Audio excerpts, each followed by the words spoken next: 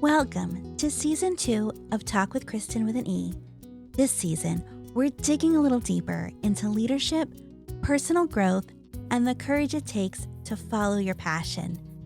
Real conversations, honest reflections, because life isn't perfect, and neither are we.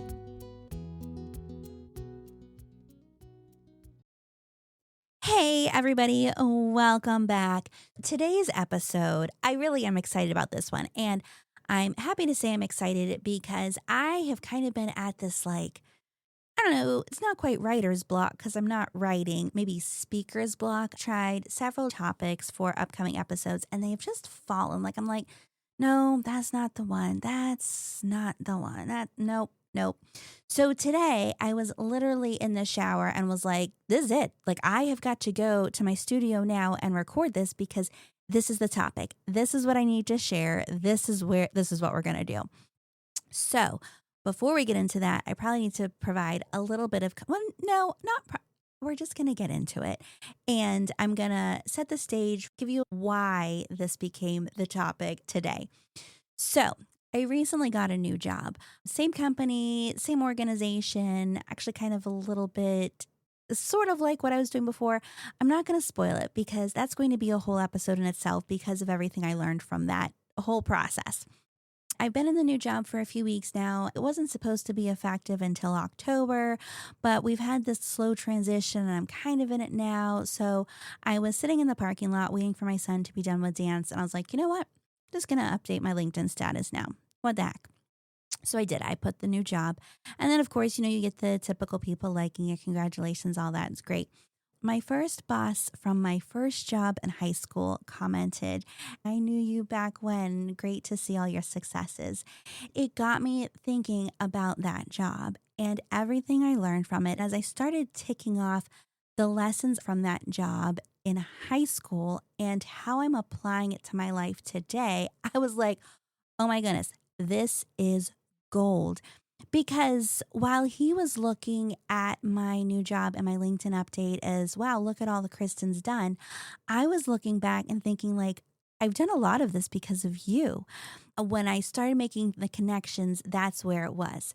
We're going to talk about my first high school job.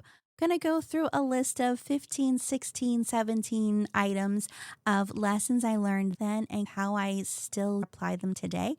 And they may be ones that you're already familiar with. Maybe it's ones that you have heard in your past or can apply to your life also.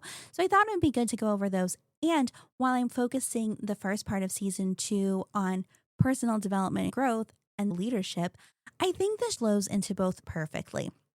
So my first job, not my first job, but my first real job in high school was at an ice cream place, the best job I could have had.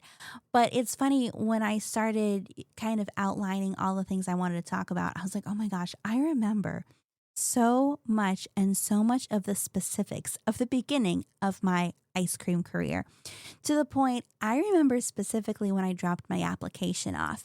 For any of you younger people, back in the day, we had to go to the place of business, ask for a paper application, fill it out, and turn it in. Funny because after I'd been working there, people would ask for applications. We were taught to say, we're always willing to take applications.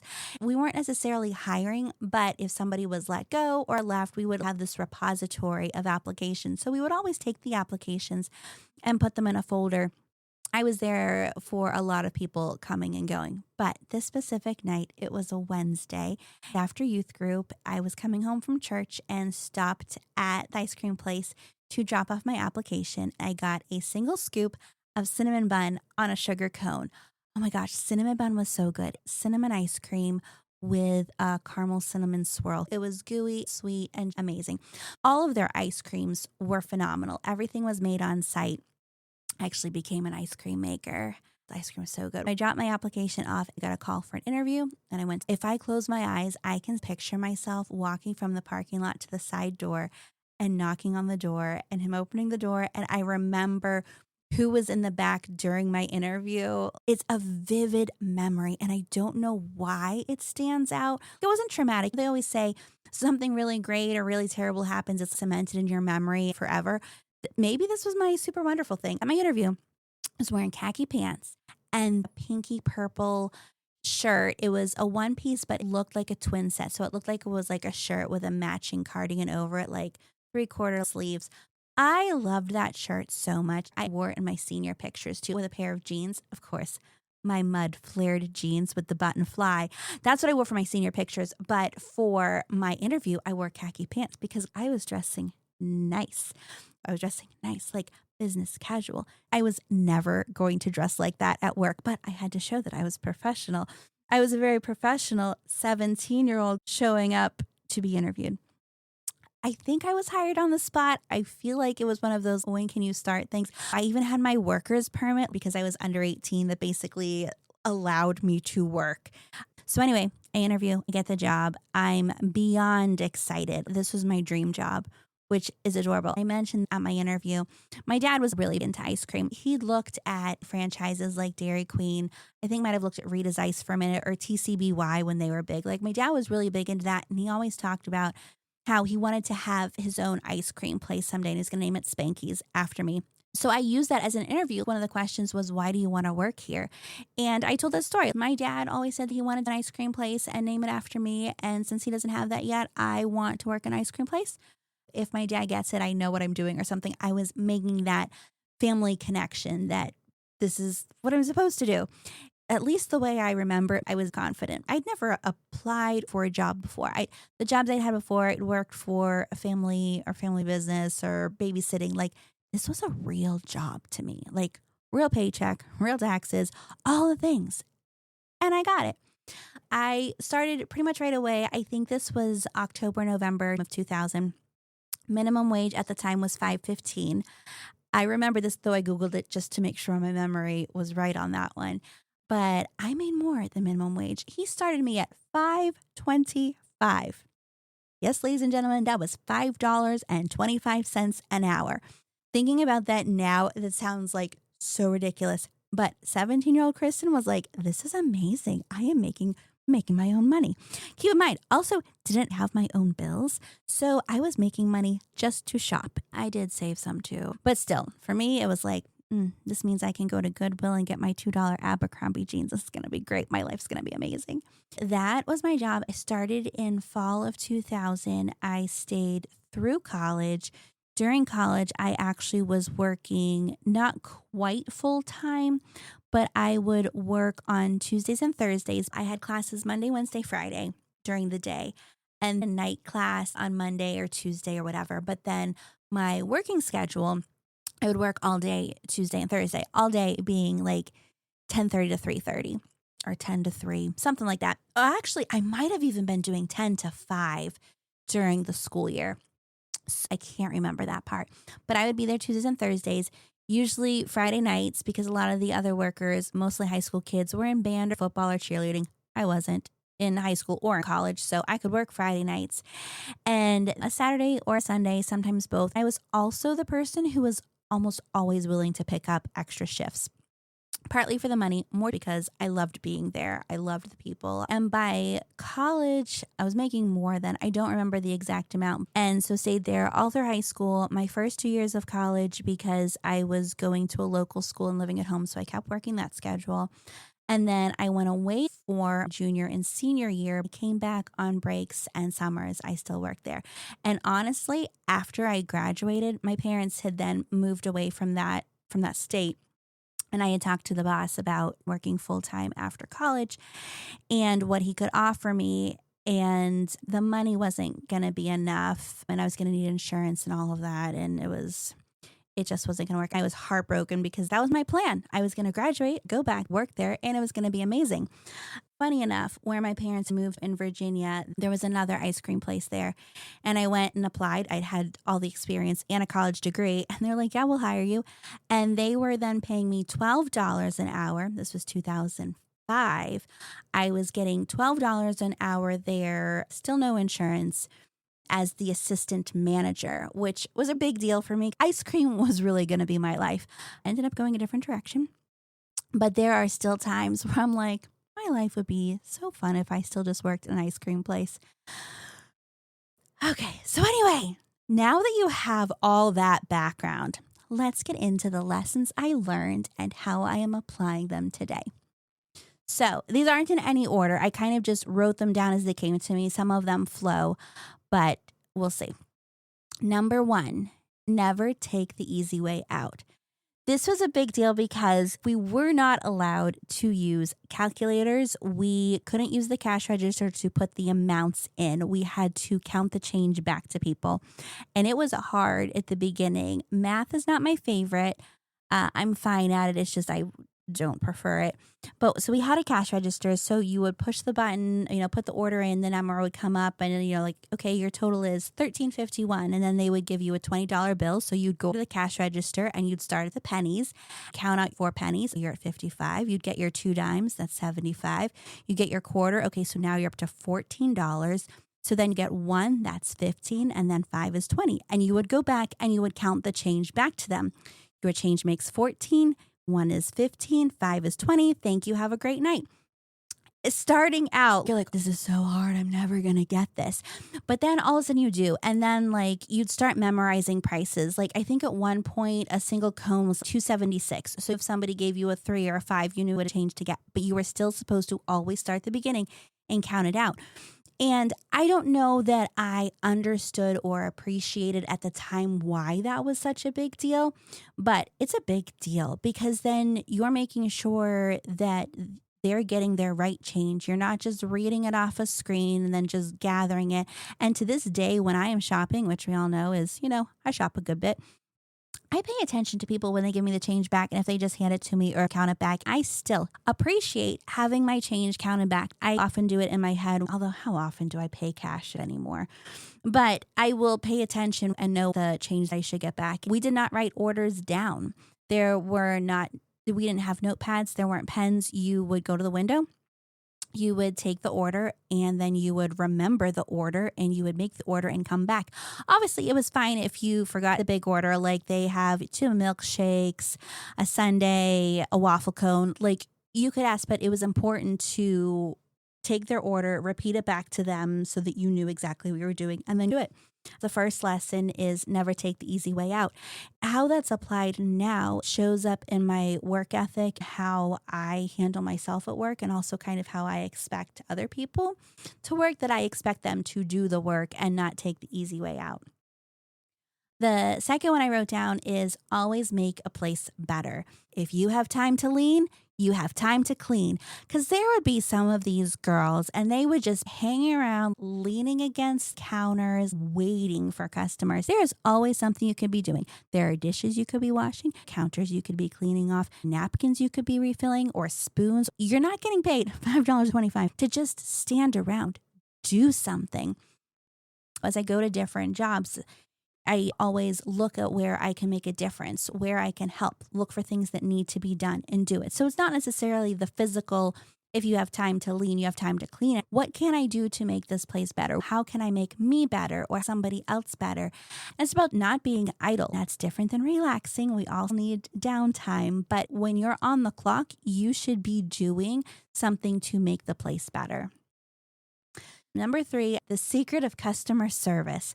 Apologize and offer something for free. And he was really big on this, is that, mistakes happen.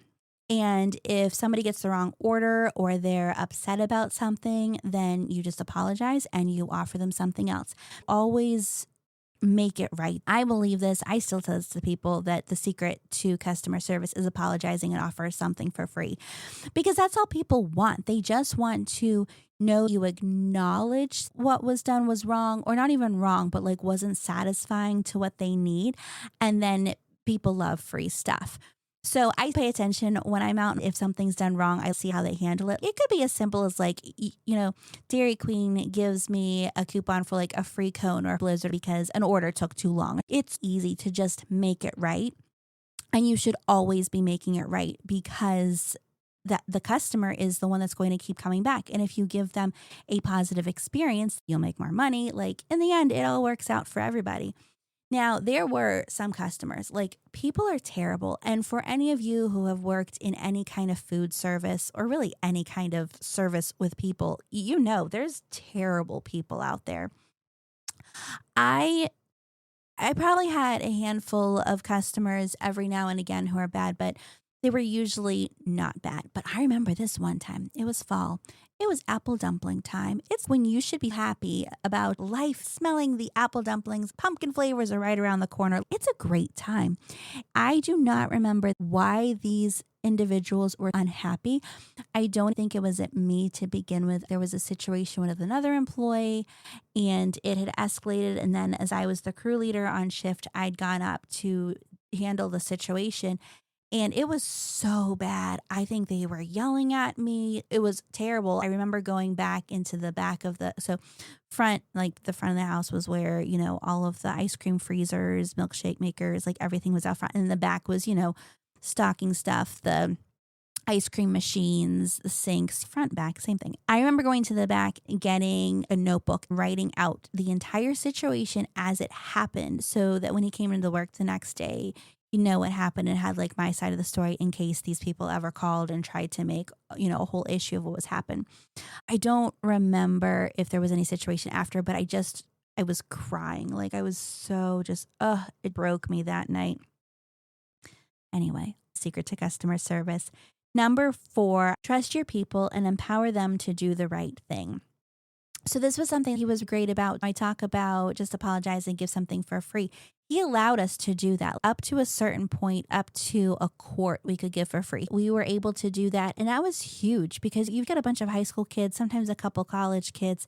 That's a lot to trust them to give this away. You're empowering them to make the right decisions, do the right thing.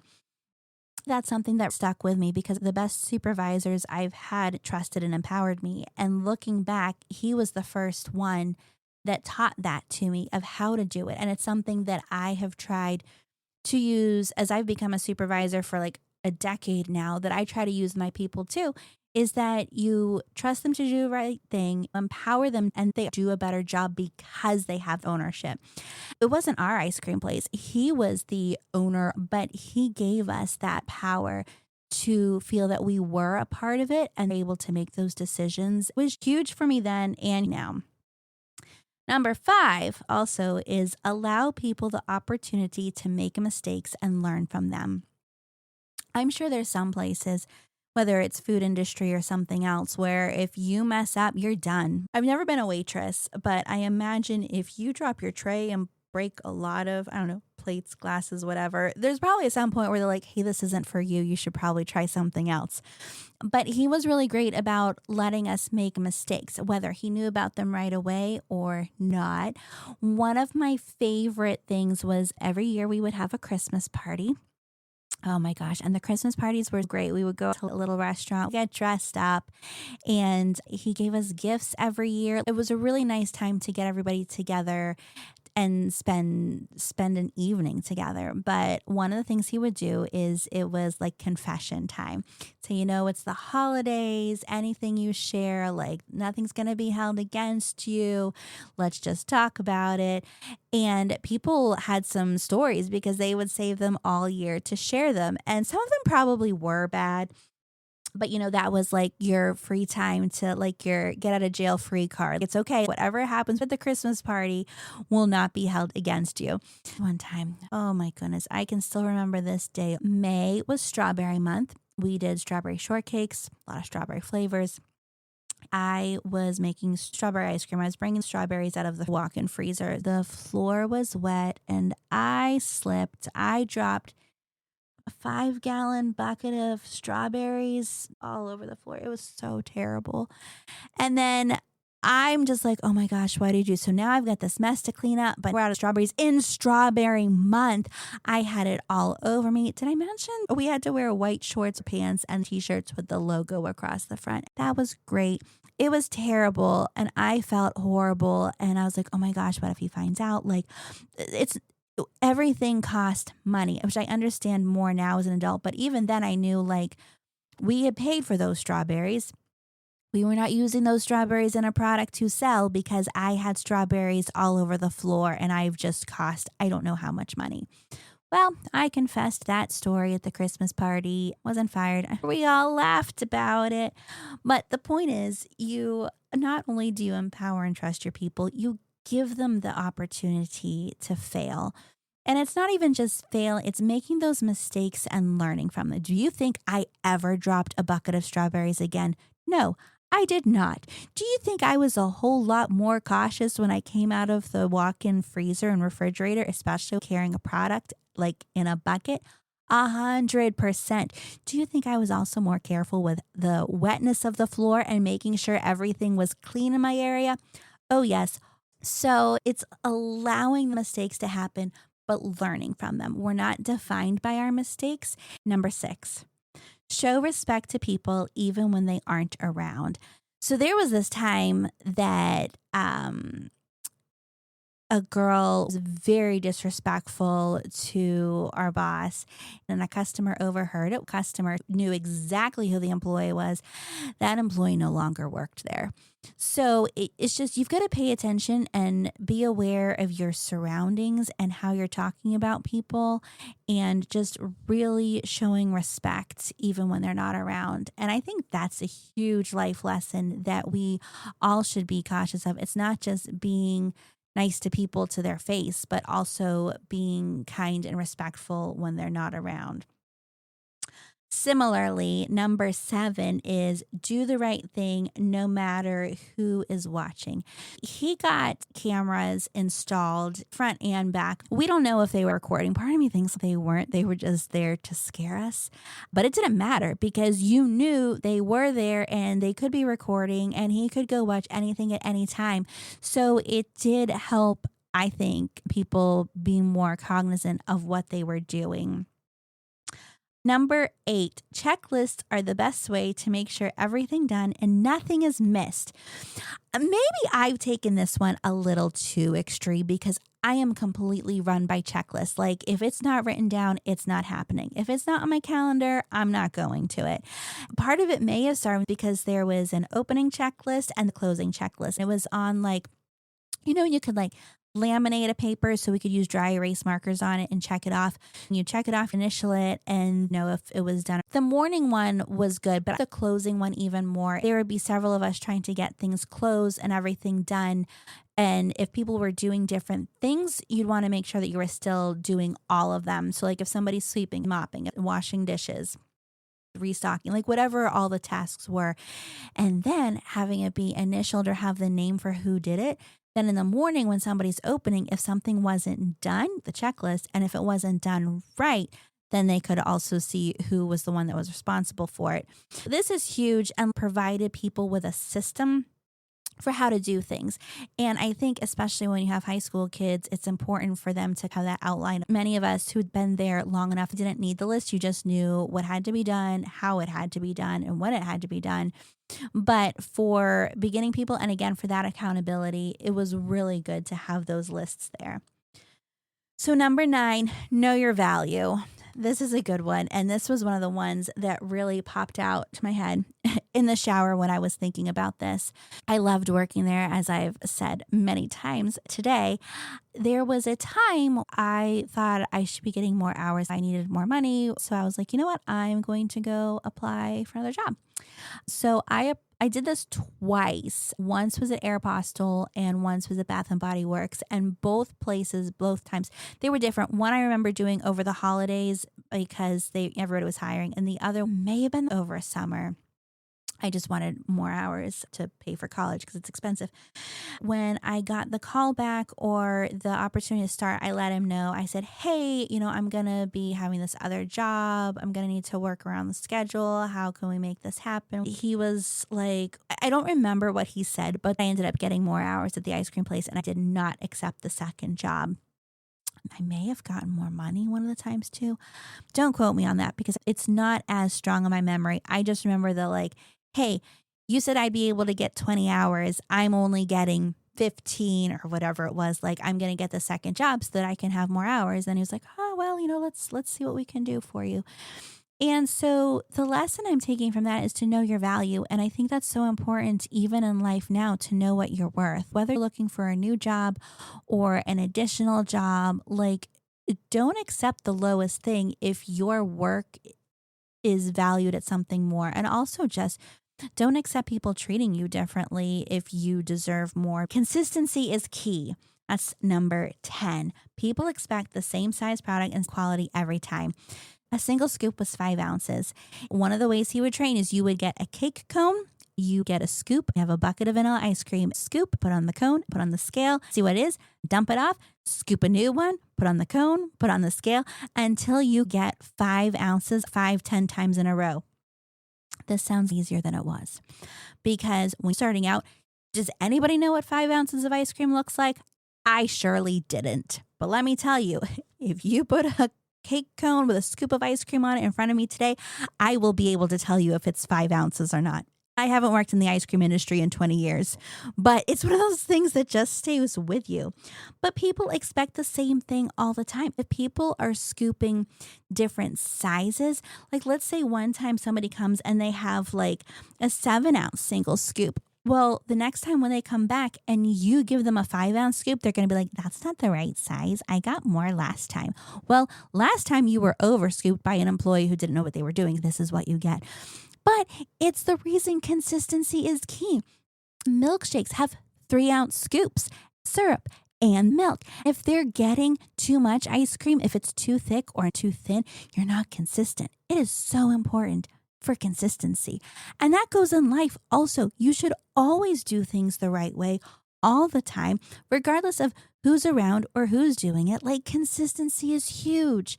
And that is something that I took away from the ice cream industry. Speaking of the ice cream industry, this isn't necessarily a leadership or a people lesson.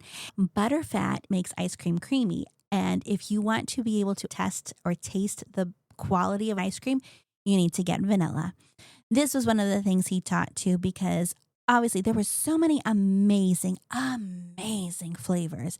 And I'm like, oh my gosh, vanilla is so boring. But he was like, no, vanilla is how you taste quality. And butterfat is what makes ice cream good. Like, okay, I don't remember this all exactly, but it's kind of like whole milk in the United States is like 4% butterfat. And Dairy Queen, well, places like Dairy Queen and Chick-fil-A, you will never see their frozen treats referred to as ice cream, because it's not actually ice cream. To be qualified as ice cream, you have to have a certain percentage of butterfat.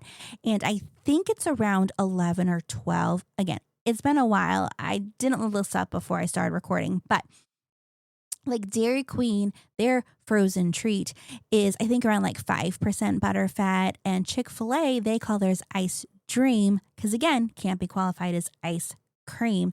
And then the higher you get, your Haagen-Dazs, Ben & Jerry's, that's when you're getting more into like your 14, 16, 18% butterfat. So there's your ice cream lesson for the day. But that's something I learned that stuck with me, at least mostly. We'll fact check me later to see if my numbers were close. But vanilla really is how you taste it, because you're able to get the full flavor without anything overpowering it. Like if you get fudge ripple or home run, vanilla ice cream, caramel swirl, chocolate covered peanuts, you're not going to get the quality of the ice cream because you're getting those other flavors and textures over it. Whereas straight up vanilla, all you're getting is the ice cream. And let me tell you, I was quite the little ice cream snob for a while. Debatable, I might still be, because there is some ice cream that are grainy and gross and I will not eat, because it could be the butterfat, could be how it's made. The more you spin ice cream is where you get that graininess, like an art to making ice cream. See, guys, I really missed the boat. I believe this is the industry I'm still supposed to be in. Maybe when I retire. Maybe I'll get my own ice cream place when I retire. All right, we're almost done. Number 12, build relationships and help those who help you. The friendships I made working at the ice cream place in high school were some of my best. I had church friends and school friends, but there was something about my work friends were different. I love them and we had so much fun. I mentioned I would work Friday nights after closing. We would go to Denny's, Eaton Park, and just like I said, there was one. We also would go to Wendy's. This is a funny story. There was a Wendy's just down the street and they would be open late. So I remember vividly, I don't know what night this was. It may have been a Friday. It might have just been some other random night. We went to Wendy's, had like really good salads, and we got our Wendy's food. And then we just sat in the parking lot, like outside our cars, like picnic style, just eating in the back of the Wendy's parking lot, like out by like their dumpster. The memories to be young again, right? So, what was this lesson? Build relationships. But also, it wasn't just the friendships that were made, it was also relationships within the community. We had partner businesses, this amazing pizza place. Sometimes we would do trades with them. They'd be like, hey, we'll bring you a pizza and spaghetti. Can we get a quart of whatever? And that was another thing that we were empowered and allowed to do. And looking back now, I'm like, really, should we have been doing that? Giving away product and getting food. It was a perk of the job, I guess. But it's important to build relationships, even in the business world, corporate, wherever you are now. It is still important to, one, have friendships at work. I know this is debatable and we could do a whole episode on it. Should you have friends at work or be at work just to work?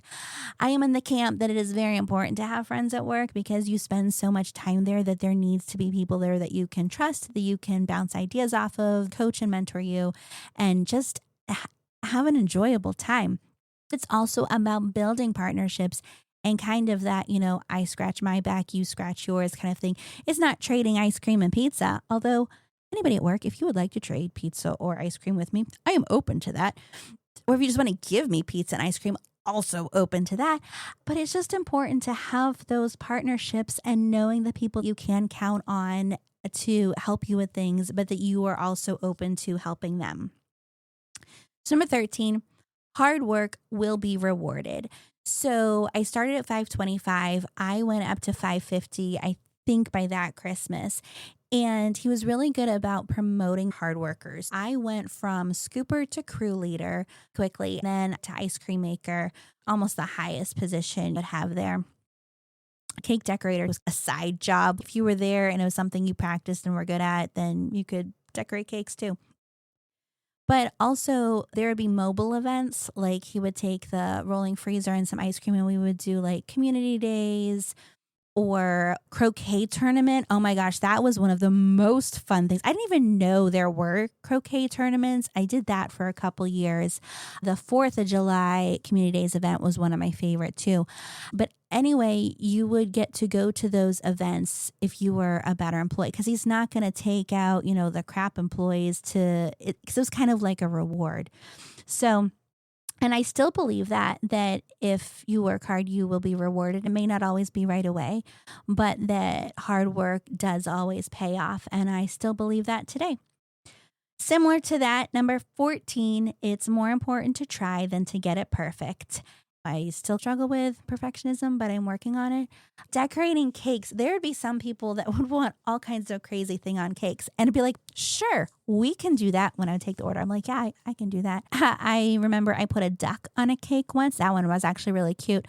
I did a skateboarder. That one, not as good, but I put in great effort. He taught a trick where you draw something out on wax paper and use it to trace it on the cake, because if you put it on the cake, not with the pencil side down, pencil side up, and you could use a little toothpick and kind of make the indents on the top of the ice cream cake, then you could go back in with the icing and fill in the little sketch that you made. But it's still important, like looking back, customers were usually pretty good. I don't remember anybody ever being upset with a cake that we'd done, but it was about trying. Like, sometimes trying is more important than getting it right. Sometimes.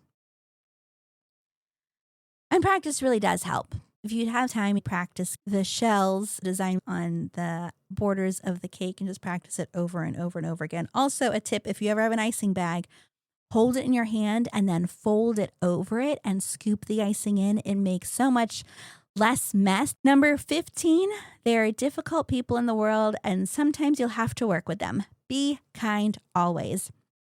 There are a lot of different people in this world, and there were several girls I did not enjoy working with. They were annoying. There was one girl specifically. She was so annoying. Looking back, I could have been nicer to her. I don't think I was ever really mean to her. At least I hope I wasn't. but she really was annoying. But the thing is you're gonna deal with annoying people in the world quite often in the workplace. Always be kind. You don't know what they're going through. People may think you're the weird one and you would want them to be kind to you. So always be kind. Finally, the best advice he ever gave me, I remember him saying, find yourself a handyman and marry him. 100% right. I did get myself a handyman. I did marry him, and it has paid off in dividends. But this was important too because at the ice cream place, it was often something was broken, especially the waffle irons. Those they were down so often, and he always fixed them. He was a fixer. And I remember him saying, Kristen, just get yourself a handyman. And he was right. Much better advice than what my Nana told me when she said, marry a man for love. You marry the man and love his money. Probably good advice for some, not the route I went, but I did get a handyman and it's been wonderful. Those are the 16 things I learned from my first high school job, most from my first boss, who had a huge impact on my life, whether he knew it or not. There are things he taught me that have stayed with me for 25 years, things that he has taught me that I have passed on to other people. Looking back, when I think about all the leaders that I have had in my life to look for as examples, I really think he's one of the first and probably one of the best. So that's what I have for you today. I hope it resonated with you on some level. Let me know what you think. Are there lessons you learned in high school or from one of your first jobs that is still applicable now? Are there things that you learned that you are still using? Are there things that you think other people should know? You know how to get a hold of me. Reach out and I will talk again soon. That's a wrap for this week's episode. Thanks so much for spending time with me. Until next time, be honest with yourself. Ask the hard questions. And remember, you are not alone on this journey.